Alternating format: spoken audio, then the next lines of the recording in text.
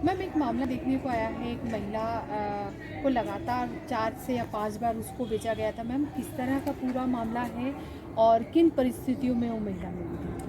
देखिए, जिस तरह से ये भिक्षावृत्ति मुक्त अभियान चल रहा है जिला प्रशासन और हमारे यशस्वी प्रधानमंत्री नरेंद्र मोदी जी के तत्वाधान में, तो उसके अंतर्गत कई ऐसे लोगों को रेस्क्यू किया जा रहा है जिनके साथ में विभिन्न विभिन्न घटनाएं प्राप्त हो रही हैं। उसी के अंतर्गत हमने अभी 7 महीनों पहले एक महिला को रेस्क्यू किया था बड़ा गणपति क्षेत्र से भिक्षावृत्ति करते हुए। उसके साथ उसकी 13 साल की बेटी भी थी। काफ़ी डरी सहमी हुई थी वो, बहुत ही उसके साथ ऐसा लग रहा था क्योंकि कई शरीर पर कई घाव भी थे, उसको नील पड़ी हुई थी, तो ये तो समझ में आ रहा था कि अत्याचार हुआ है इसके साथ में। रेस्क्यू करके जब हम अपने भिक्षु पुनर्वास केंद्र पर लेकर आए तब भी वो डरी हुई थी, यहाँ तक कि पुरुषों को आसपास देखकर भी बहुत ज़्यादा डर रही थी।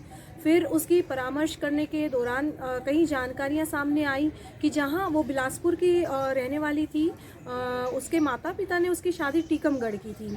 टीकमगढ़ में जो पति उसके जिसके साथ शादी की थी, 2 बच्चे उससे हुए, एक बेटा उसका और एक बेटी।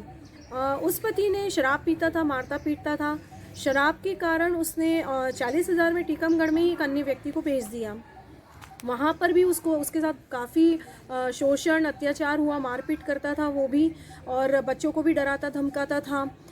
फिर उसने भी शराब की आदत के चलते 70,000 में भोपाल में उसे किसी तीसरे व्यक्ति को भेज दिया। वहाँ से ये मौका पाकर एक दिन वो भी अत्याचार करता था, मौका पाकर ये एक दिन भागी। भागते भागते भोपाल के रेलवे स्टेशन पर आई। वहाँ इसे कोई कय्यूम नाम का व्यक्ति मिला। उसने कहा कि तुम्हारे साथ कुछ नहीं होगा गलत, मैं तुम्हारी रक्षा करूंगा, मेरा परिवार भी है, नीचे कमरा खाली है, तुम वहाँ रहना आराम से।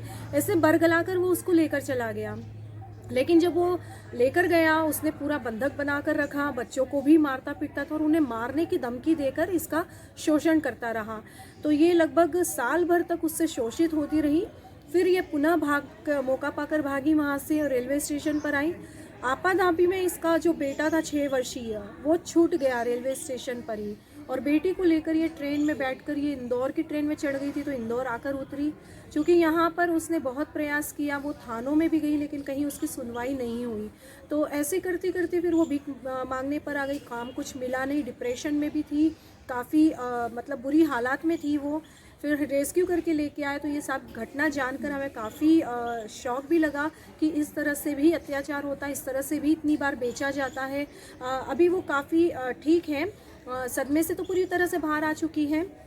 कौशल प्रशिक्षण के माध्यम से अब वो अपना कई चीज़ों का मतलब मोती बनाती है, मोती की माला बनाती हैं।